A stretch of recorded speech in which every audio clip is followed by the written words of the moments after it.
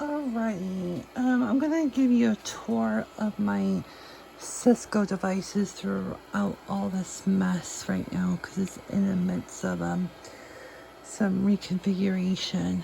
As I showed you earlier in the clearer video, this is the Cisco UC500, 540 to be exact.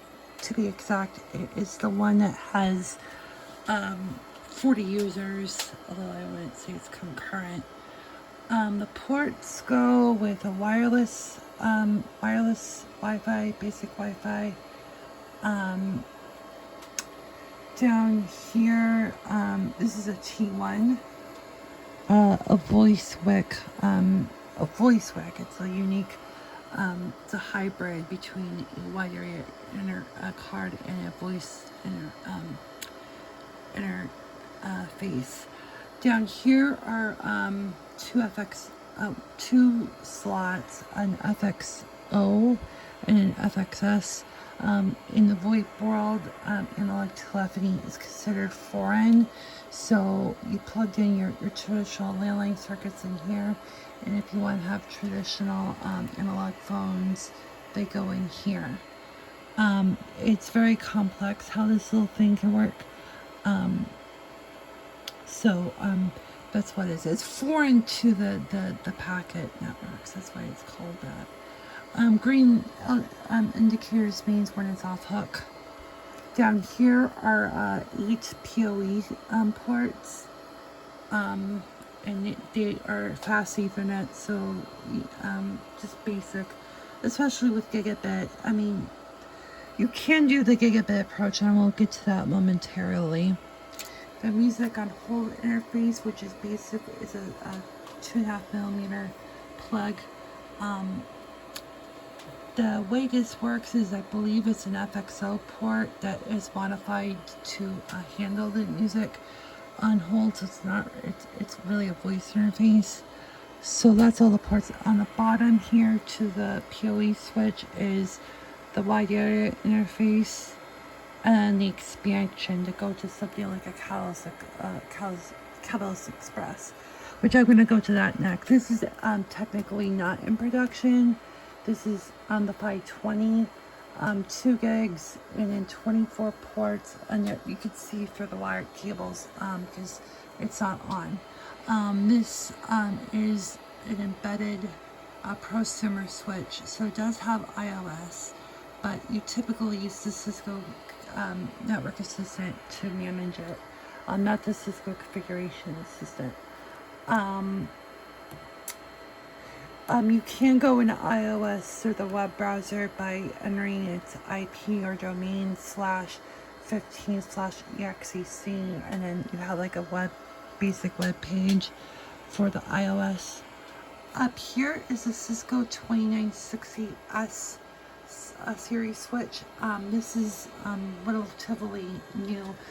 Obviously new to me since August of last year. This acts as the core switch.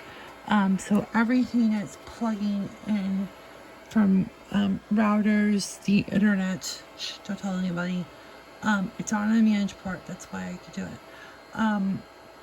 comes in here. Apparently the throughput is 10 gigabits for the 48 ports. My Netgear switch can actually do 52 gig throughput, but the reason why I went to Cisco was A, for VoIP, B, I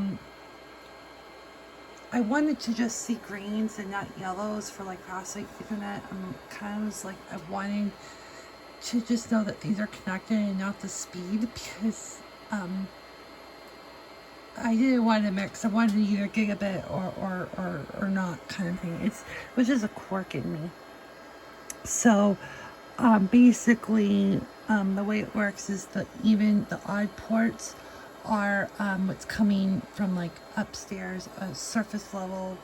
I call it surface level. I use a lot of plain English to make this easy for non-technical people if they had to come in. So anything that's going outside the data center would be on the upper ports, the odd numbers, and then anything for like the servers would be on the bottom. and right now it's half utilized, so there's a lot going on. And with virtualization, you can run multiple connections on one interface, so you can have like 100 devices when it's really many of them are virtual instances. I also have plugged.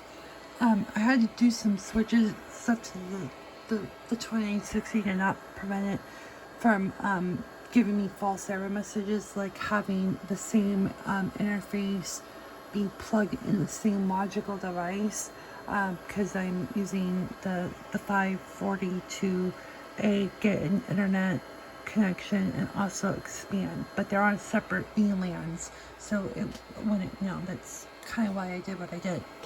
So like I said, the 520 switch, the C520 is not in production. This is about to be in production. Still working on it, 2 months in. The Catalyst, the internet speeds from the internet is pretty fast for what we are paying for. We're paying for almost a gigabit for business class. So if you're downloading something from a well-known website that is well cached or whatever, it reflects it fine on the switch, because it's for 2960. If you're like a 1 or 2 person user household for home lab, it's more than enough. But if you have like a real office of 48 ports of if you don't have VoIP phones, for instance, but if you had like a lot of devices and you had maybe 24 users, you probably are going to see a performance drop. So that's why I have it set up that way. The switches obviously has 12 ports. 12. I don't know what to call it. They're probably an implantal connector that they soldered in pieces. So there's 12 here, 12 here, 12 there. So I basically try to carve it up as like mini switches, like what a VLAN is. In this particular model, you can think of it that way. Imagine there's 4 little switches in that context. You can see kind of that gap. And that's kind of a good way to split it up, because in this instance, like I said, they're split up. Like the critical LAN is here. Some of the VoIP and my mother's LAN is over here. This is to play with, the first 12 ports for management or tests, and then the last 12 are some of it's straight up internet from the ISP, and some like DMZ, like those like air quotes, just something that is kind of quasi exposed to the internet, but not entirely for the whole internet.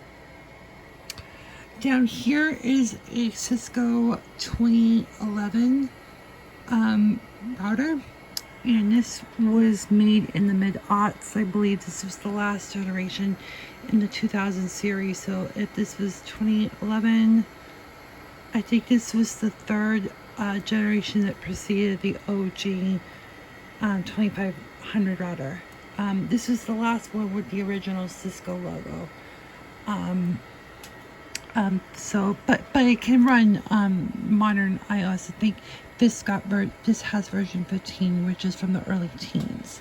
So it's well, I put that in an asterisk too, because it's end of life, I believe, from Cisco. And these are the last ones that you don't need to have not just a SmartNet contract, but a license. Don't get me started with that. Here, this was supposed to mimic the other Cisco router, which I'm going to get to. This is an a 2-port FXO and a 4-port FXS, ISDN and T1 for me to play around with. This 2011 I bought at Savers in 2018. One of the few times I've actually gotten Cisco with nothing. It had no memory to. It was totally stripped out. I opened it up. It had no memory. It didn't even have a flash to it. This one is much more capable of running voice over IP or that kind of stuff than down there. I'll explain in a moment. this UV high density voice card isn't compatible. It requires the 2821 and newer releases, so this is just like useless. Might as well put in a network switch instead.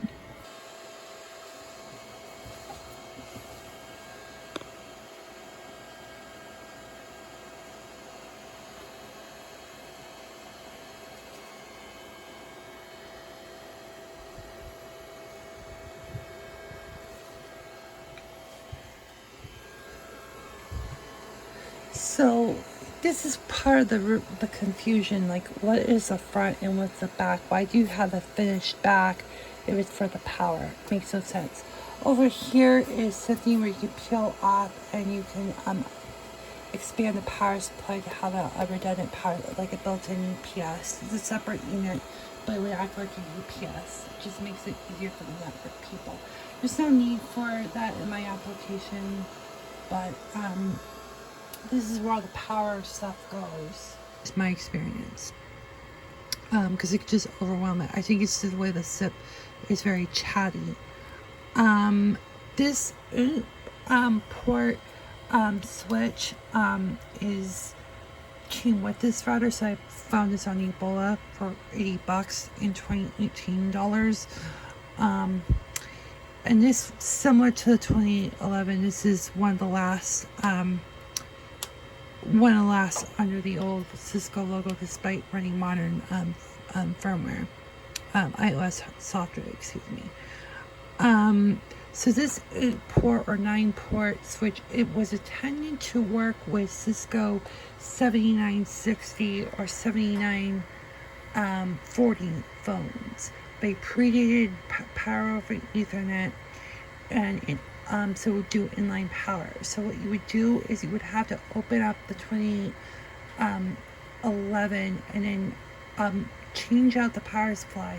But not only that, but put like another power cord. It's probably like a floppy drive type, like a Molex plug, to plug it into this switch. And then it's really tethered to do the power, inline power. It won't do POE, and it could damage any POE devices potentially, so it's not really worth it. But because this is a catalyst switch, it will run like a catalyst switch. So you can do, I call it layer 2.5 switching, because you got the routing in here, so you can do both. This will act as a backup call manager. Once I cut over to the VOIP. Once I cut over, I can like use it as a backup, clean it up, or use the 2011. It's kind of what I'm planning on doing. I want to do some lab stuff, particularly the cube environment, but that's a whole nother thing for another day. Over here is the Cisco ASA 5505 from my pal in Montana. The story of how the 5505 came to me was he sent me a picture of his office, and I just, being the curious nut job that I am, I was just asking a question. One of the times in the spring of 2018 where I got a bunch of Avaya and my telephones, this came along with it. So it was clearly he responded. This thing could not work to its highest capacity until we got the business class internet for the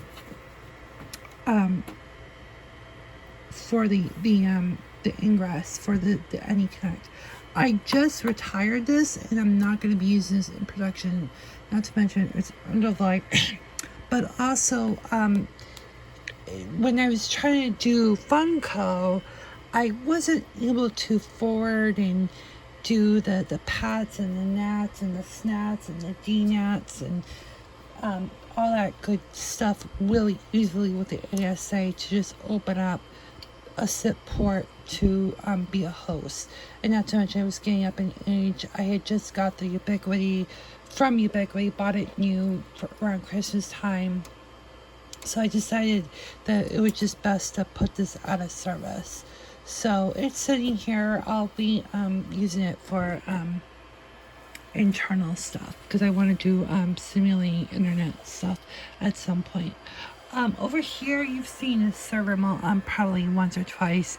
The Cisco MCS 7800 that aka HP ProLiant DL 320 G5. This still works. I have it running on VMware, and yes, I'm using it to run some Cisco and some Avaya apps.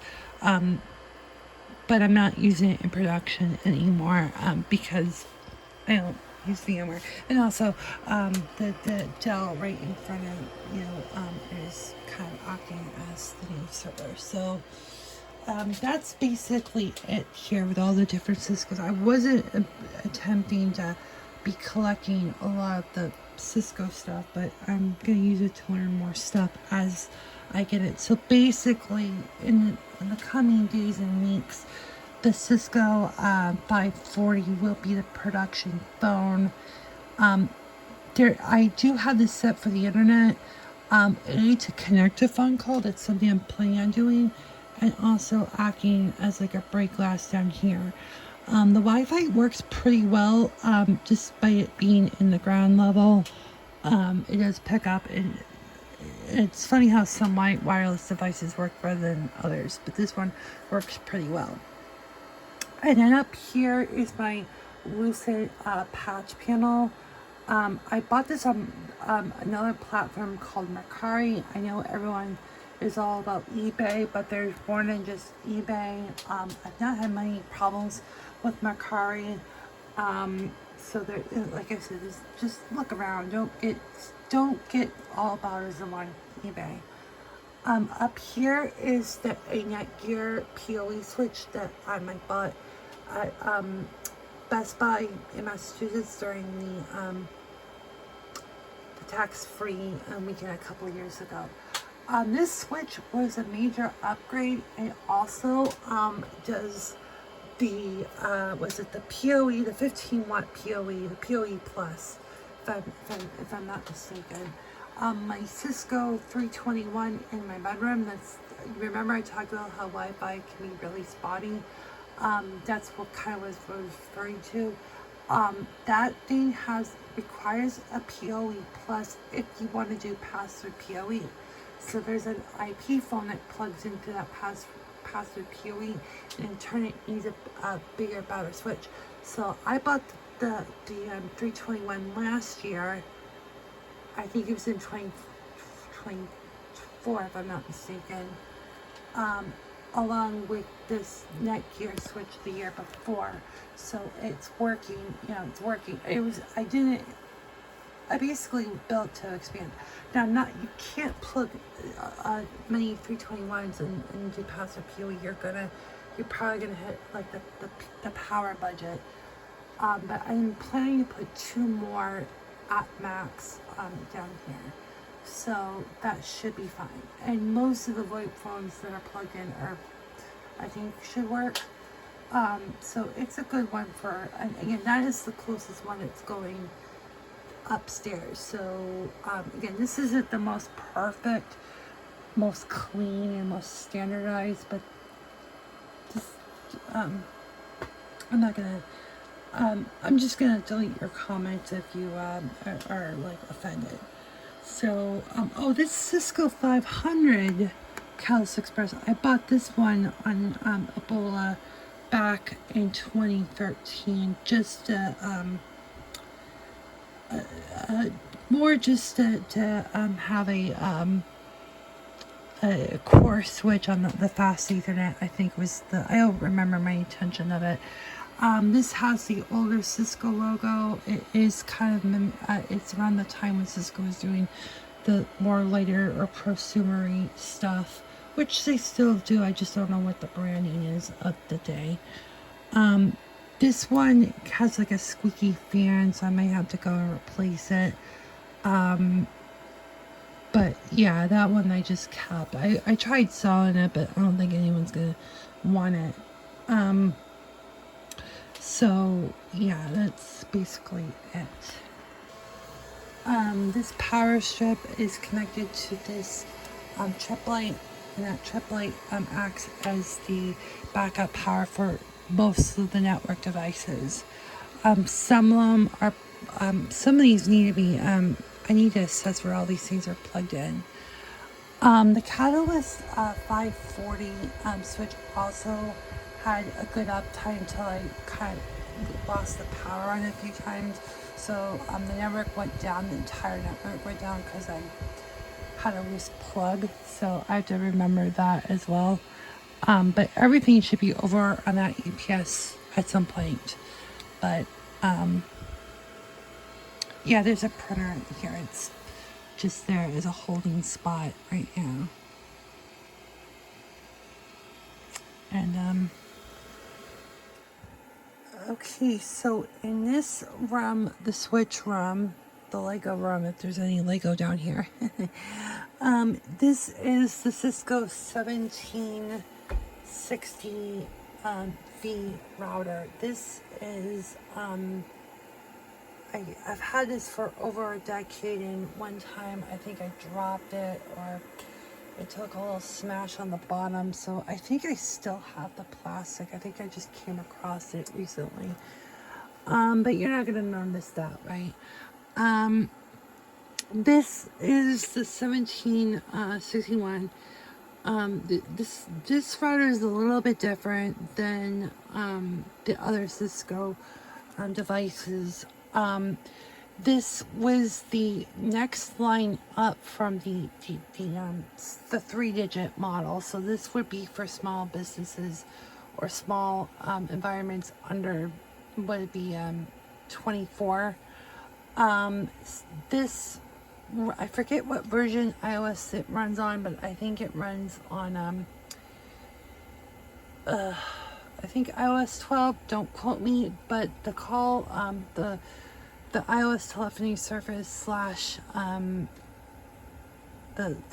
iOS the Cisco Call Manager Express, that is running on 4.1.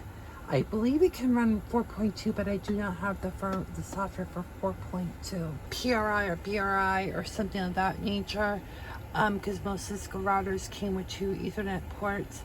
And also this is the upper end on the small end models. The similar models that came out after was the 1800s and the 1900s.